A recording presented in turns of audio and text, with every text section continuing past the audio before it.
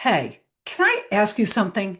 Have you ever found yourself crying on the bathroom floor? Not because something tragic happened, but because everything did. The grocery run, the unanswered text, the door kicked open with your heel, and your whole family waiting, snapping photos while you're falling apart. Yeah, I see you because that's what burnout really looks like for so many women like us. I'm Jodi Silverman, and this is Dare On with Jodi, the show for midlife women who are so done with doing it all and ready to start doing what actually matters. Today's conversation with my friend CJ, founder of She Handles It, is like a permission slip wrapped in truth. We're talking about the hidden causes of burnout. Hint, it's not just being busy. The guilt that sneaks in from all sides, and the mindset shift that can radically change how you show up for your family, your career, and yes, yourself. And hey, if this conversation hits close to home, I've got a little challenge for you. My free 7 day self talk cleanup mini challenge is a perfect place to start shifting that internal dialogue. And it's linked in the show notes, waiting for you after the episode. Okay, so everybody, deep breath. Let's dive in.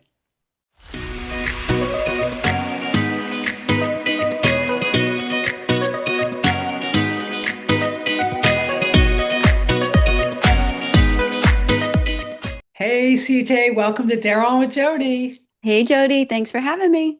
I'm so loving having you in here. You're the founder of She Handles It, which is really actually a really good segue into our conversation about burnout.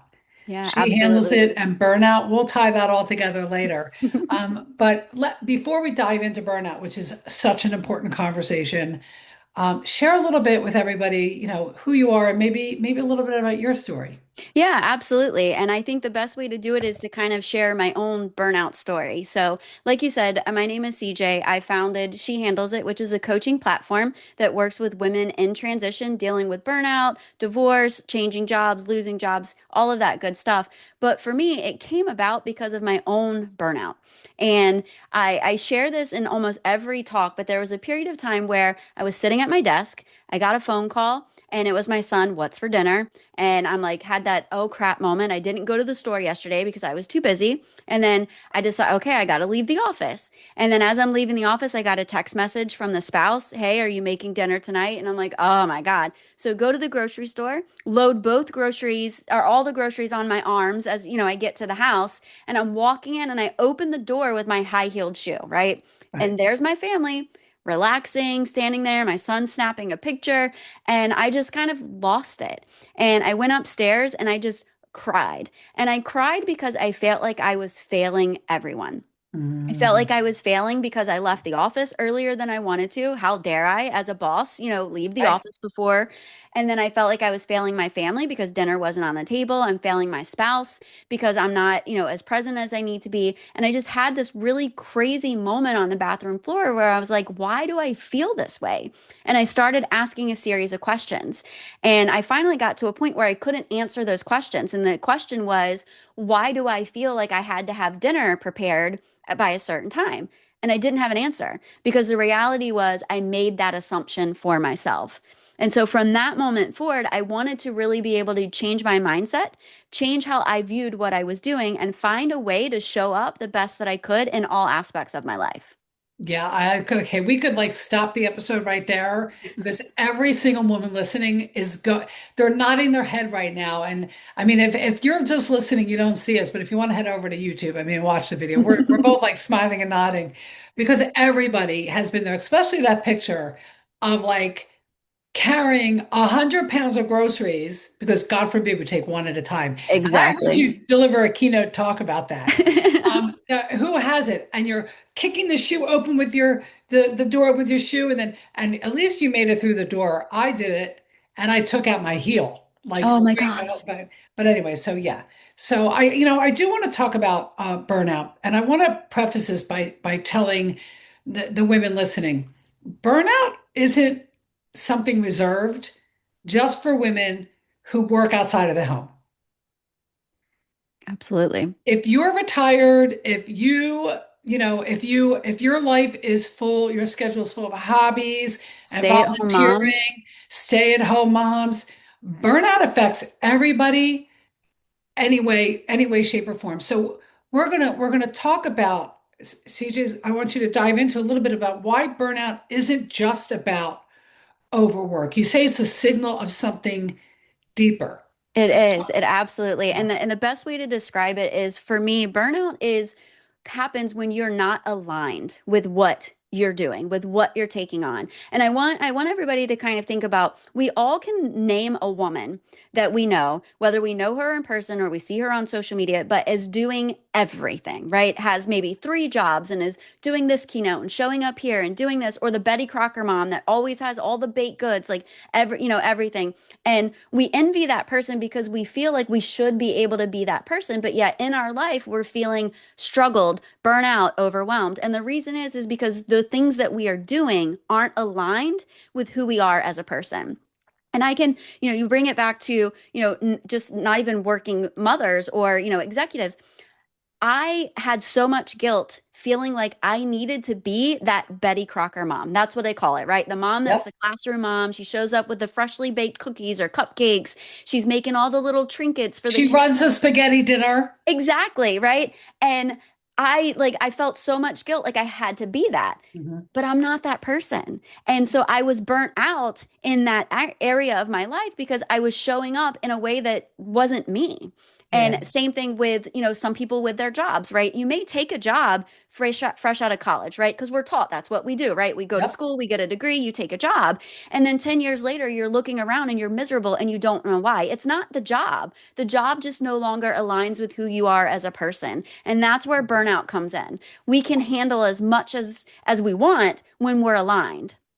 I love that. It's misalignment that is the reason for our burnout. And we blame, we have a hard boss or we have a challenging job and I love what you said. I hope that if there's younger moms listening, or maybe even if it's the midlife woman who has an older child who's getting ready to become a mom, share this episode with her because I love what you said because I wasn't 100% the Betty Crocker mom.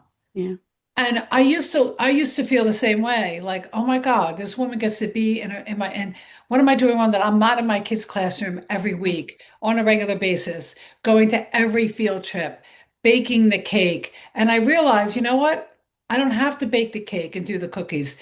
That's her zone of genius. That's her jam. Exactly. My zone of genius is to go to one or two events a year for my kids and go and buy a box of Entenmann's cookies. Like Yeah. that's my zone of genius right there.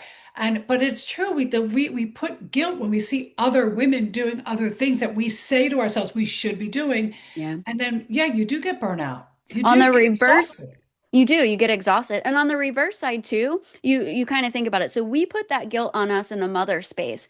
But then you go into a work environment and you are this powerhouse executive, right? Like we all know them. But then you have to leave because there's a basketball game. And it's like 3:30 in the afternoon, right? The amount of guilt, the way that your Yeah. colleagues work at you or your boss may look at you like, how dare you? Like you're a leader in the company, right? And so you've got guilt coming from all angles. And so when you are aligned, you truly can remove some of that guilt. But like you said, we all have different zones of geniuses. I wish I was a Betty Crocker mom. I'm just not.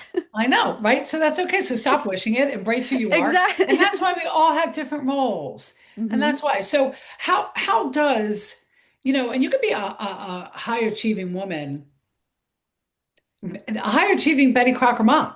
Yeah, Like exactly. let's knock out that high achieving woman is a woman who's, the CEO of a company. There's so many ways to be high achieving. 100%. So how does burnout show up for the high achieving women, the women and the moms who are trying to do it all or Yeah. And guilting themselves? I think the signs are really the same for every woman. So whether you're burnout as a high achieving woman, whether you're burnout as a high achieving mother, no matter what. But for me, the signals that come is when let's just say come home at night and you lay in bed and you feel depleted, but to the sense of you don't feel fulfillment. You get up in the morning, you dread getting up and doing whatever it is that you're going to do. You're just going through the motions. The week is flying by because every day is like, it's the same. And you just don't have that sense of fulfillment. And it's not even just about the sense of fulfillment. It's also about your own internal kind of like meter gauge, right? So imagine coming home at the end of the day and your kid's asking you a question. You're like, no, I can't. I need 5 minutes. I can't, right? Yeah. That's a sign of burnout because if we're doing something that is aligned with who we are, we're able to go in and do that and then come home and show up and be there for our children. We don't need to decompress because we haven't allowed ourselves to be so depleted. So I think it's a matter of understanding one, do I feel fulfilled in life? Am I happy? Like, do I experience joy? And then the secondly is, am I able to feel comfortable doing the things that I'm doing? Am I miserable? Am I short-tempered? Am I resentful? Like, how am I feeling about the people around me? And that lets you know that something's got to change. Something has to change. And most often it's our mindset first, and then you can actually figure it out. So yeah, we're going to get to the mindset shift that you say can change it all. But I want to add to that. I love how you say feeling joy, and I wrote down the word spark. If you like missing that spark that you know is normally in you. So what Yeah. I hear you really saying is you have to pay attention to how you're feeling Mhm. and how you're showing up and not showing up. If you're not showing up the way that brings you joy and spark that you would really like to show up in a certain area of your life, then that's a sign. Yeah. That's a sign something's off. Something's off. And you have to ask yourself, what is it? Where am I misaligned? Hmm. And I want to go back to something you said, to the woman who does have a corporate job or any kind of career, any kind of job, um, and needs to leave early for whatever reason, family, her own health and wellness, for Yeah. a spouse, for an aging parent.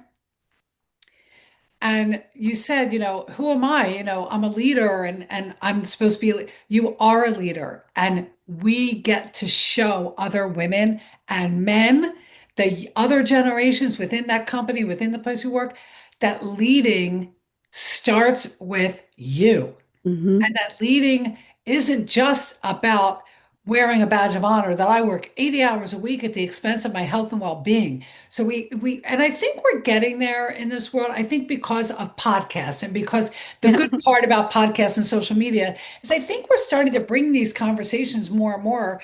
And I see it with a younger generation of millennials and the Gen Zers that they really are valuing their careers with their PTO. Yes. Hmm. Where I know I'm a Gen Xer, and I know, and my parents, it was all about, well, it's the end of the year and I didn't take one vacation day. Like, really? That's not Yeah. something to celebrate. So I think it's starting to catch on that you lead by example. And if you're going to lead through burnout, then the people under you are going to be burnout. Now you have a whole organization of burnout people, miserable and unhappy. And then what does that translate to the bottom line? Uh-huh. I love that you pointed that out because I'm going to tell you exactly where you can tell that the change is happening. And you hit it right on the head. The generations behind us, they saw their parents, us, Yes. what we went through. They saw us be short-tempered because we were too busy. They Yeah. saw us need that 5 minutes to decompress when we walked in the door. They saw us not be available for X, Y, and Z because we were taught that you had to keep going, you had to keep going, you had to keep going. Yeah. And they don't want to be us, right? We damage them in a way. Do you know what I mean? Like, and they're like, screw this. I'm healing. I'm gonna live life. And it's exciting, right? Most of us wait until, I'm 45 years old.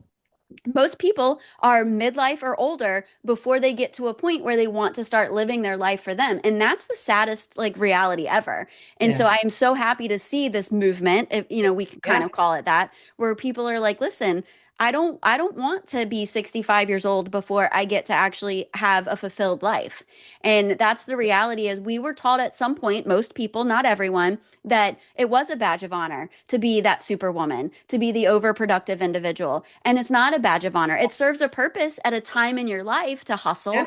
but it doesn't mean that you have to do it for 40 years. No. Like, I like that because there is a time and a place.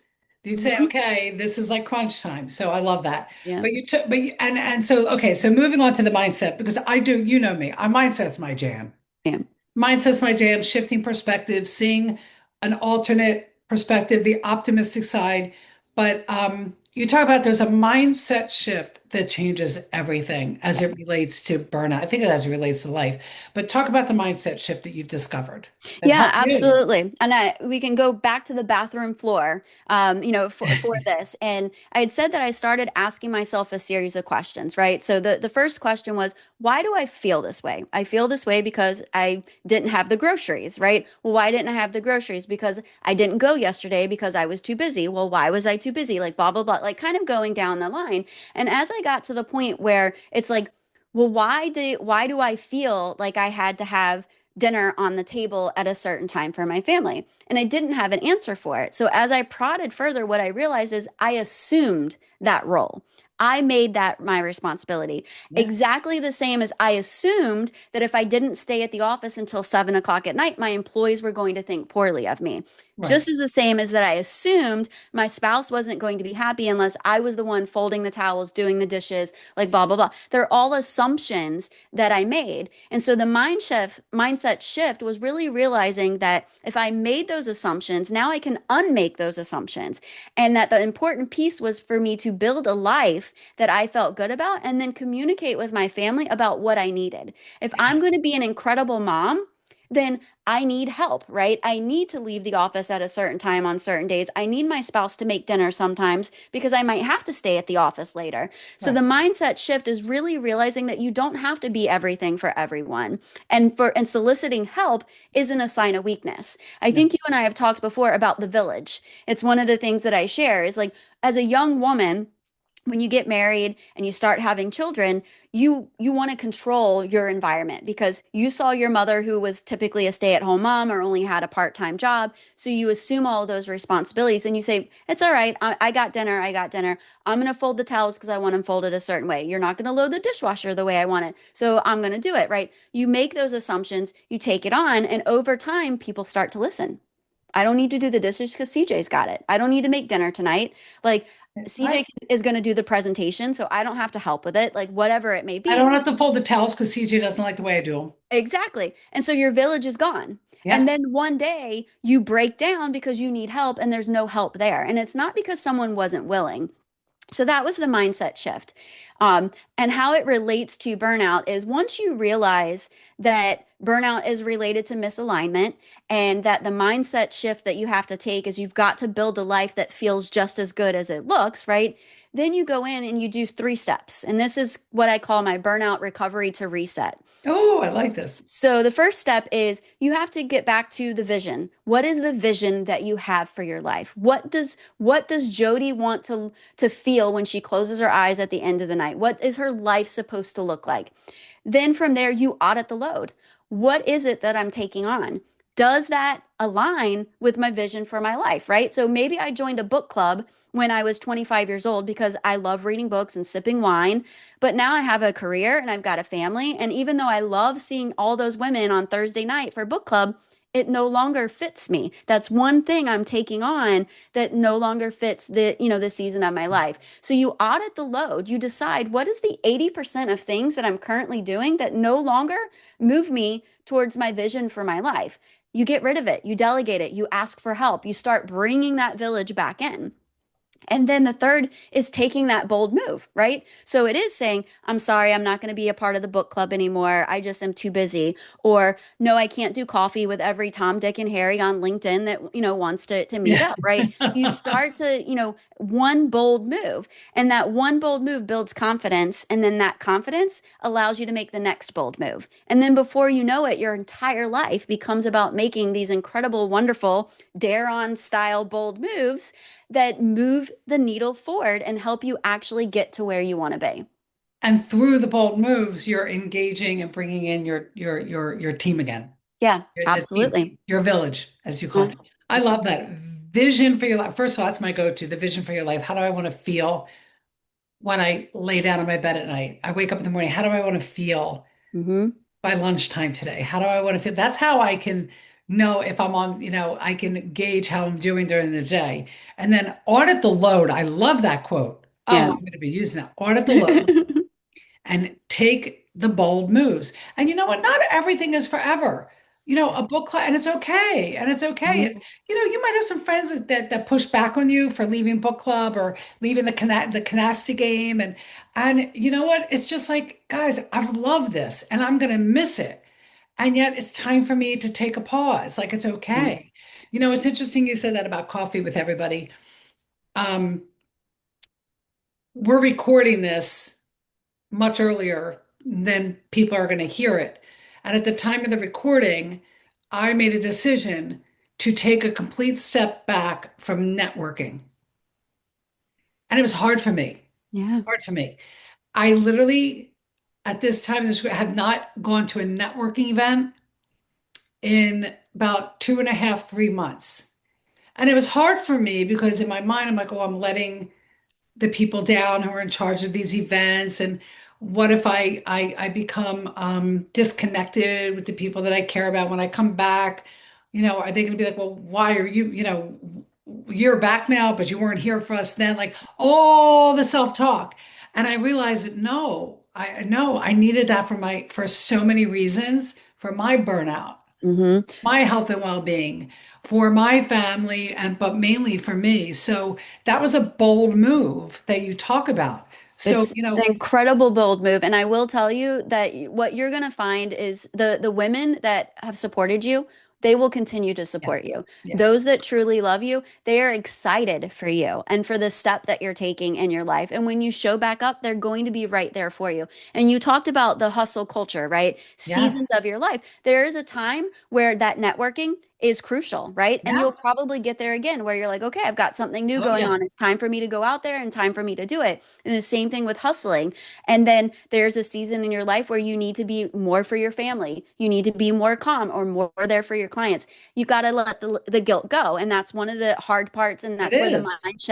mindset shift comes in. So that's like taking, like you say, bold moves. That's daring on. It That's a is. daring moment. I had a daring moment and yet I did it in a way that was so aligned with my core values because I'm a communicator and I care about my connections. I value my connections very deeply. So, it was a daring move for me to make the decision not to go to networking events. And then I did another day. I just picked up the phone. I spoke to three people who I knew were in charge of most of the events. I said, hey, I just want to let you know you're not going to see me. And I just want to let you know that it's not for any other reason than I really need to go in and face. I have a lot going on in my business and my personal life. And and I need to go in and I need to mind that stuff. And nobody canceled Jodi. You Nobody, survived. and you know what one of the women said to me?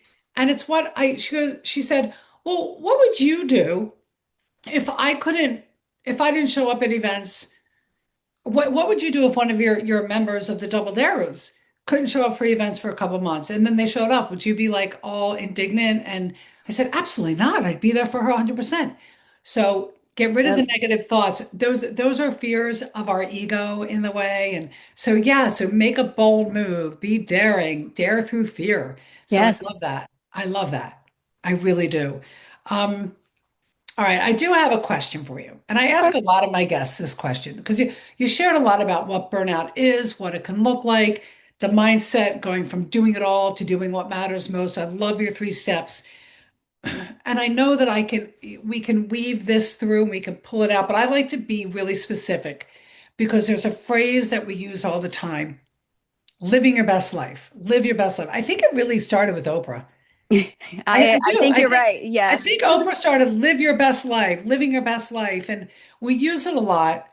And I like to ask my guests because I think living your best life really is subjective It is. and it's personal. Is that right? Subjective, right? Not Hmm. subjective, yeah. And I think it really is defined. It's a really personal definition. So how would you define, and you already did, but summarize how you define living your best life?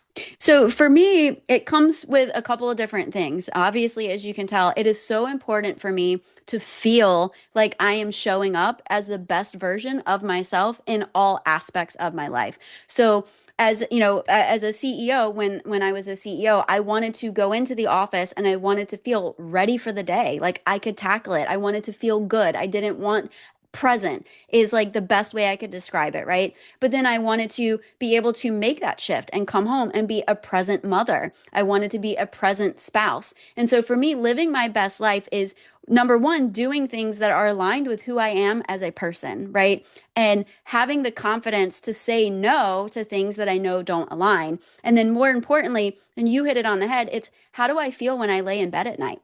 Right? How do I feel? Like when I go through the mental checklist of my day, like how do I feel? Do I feel like I was aligned? Do I feel like I accomplished the things that I want to? Or am I back in my old habits and being like, okay, how many tasks did I complete today? Right? Like that's the burnout thought, right? The burnout method is I'm only successful if I complete X number of tasks, throughout the day. When you're fully aligned, it isn't about the number of things you complete, it's the quality. And so I want to feel as though I'm aligned and I'm present and I'm where I need to be when I need to be it. I love that. I love that.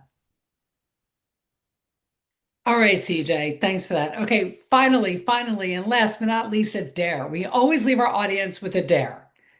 So, what would you like to dare the women to do? Jodi, we've got something special coming up, and I think we might as well tie it in. Oh, So, we have a retreat that we have going on in September 2026.